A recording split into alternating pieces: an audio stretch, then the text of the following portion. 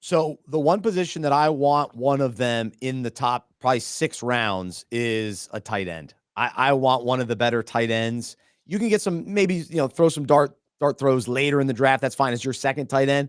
But I actually want to secure one of those guys. So far, Evan Ingram, let's go. He looked great in preseason. I've got him. I've got Sam Laporta, and I finally got my boy Dalton Kincaid. So I did secure him in the church league Sunday night. So those are my 3 tight ends. So I want one of those guys.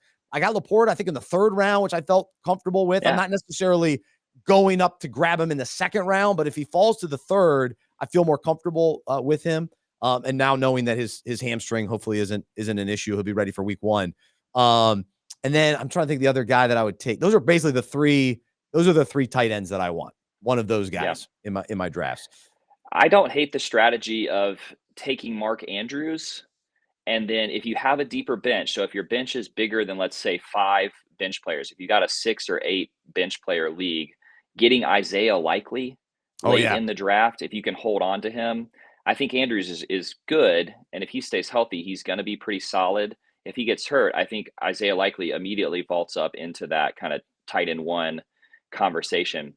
If I don't get one of those, let's say 7 or 8 top guys, I think it's probably like the 7, where Ingram's somewhere around 8. I'm waiting on tight 6. end. I hope he should be 6, but yeah, I hear you. You think so? Yeah, I think he should be okay, 6. if I don't get maybe Pitts, Ingram, they're all around there. Maybe I think about Njoku. If I don't get one of those top 7 guys, let's say, I'm waiting till the end of my draft, and if Taysom Hill is tight end eligible, I'm putting Taysom Hill in at tight end, because Dennis Allen, the Saints quarterback, has an enormous man crush on Taysom Hill. And Taysom Hill looks like he's going to be their red zone running back. You're buying the perception. You're buying the perception. Look, remember, hey, check with me. Check back in 6 weeks, man. But I just think Taysom Hill, there are going to be weeks where he gives you 4 points, and then there are going to be weeks where he gives you 20 points. And if I don't get one of those stud tight ends, I'm happy to wait till the end and just get a guy who might win me the week. And if I put him in there and he scores 5 points 1 week, I probably don't feel that bad about it, because it was the last position that I drafted.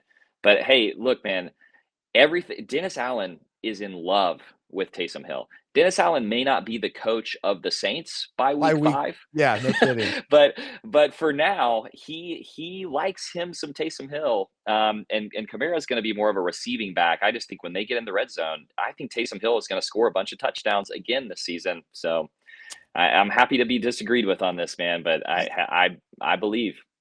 I understand the narrative, but I can't buy it. Now, in a best ball, I think Taysom Hill is probably a good late round guy, because he'll give you the 1 big week, the 2 big weeks, maybe. If they really made him their official goal line guy, perhaps. But he's going to play 5 positions this year, Bryce. That's everything they've been saying. There is a chance that the Saints are the worst team in the NFL. That could definitely happen this year. So don't be surprised by that either. So that's true. They're probably the team that I just don't have a good grasp of.